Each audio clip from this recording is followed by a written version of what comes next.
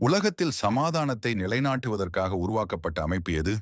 நீங்கள் உடனே சொல்வீர்கள், ஐக்கிய நாடுகள் சபை, யுஎன்ஓ. ஆனால் ஒரு கேள்வி, யுஎன்ஓ என்றால் யுனைடெட் நேஷன்ஸ், அதாவது ஐக்கியமான நாடுகள் என்று அர்த்தம். ஆனால் இன்று உலகத்தை பார்த்தால் உண்மையிலேயே நாடுகள் ஐக்கியமாக இருக்கிறதா? ரஷ்யா உக்ரைன் போர், இஸ்ரவேல் காசா மோதல், பல நாடுகளில் உள்நாட்டுப் போர்கள், தீவிரவாத தாக்குதல்கள், எல்லை பிரச்சனைகள், இவ்வளவு மோதல்கள் நடக்கும்போது உலகத்தில் உண்மையான சமாதானம் இருக்கிறதா?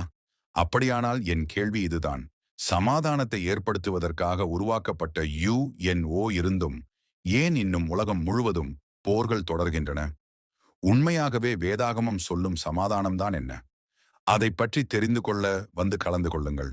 நமது பாண்டிச்சேரியில் வில்லியனூர் எண் 63 முதல் மாடியில் வருகின்ற ஆகஸ்ட் 9ஆம் தேதி முதல் எல்லா ஞாயிற்றுக்கிழமையும் மாலை 5:30 மணிக்கு வேதாகம வகுப்பு நடைபெற உள்ளது.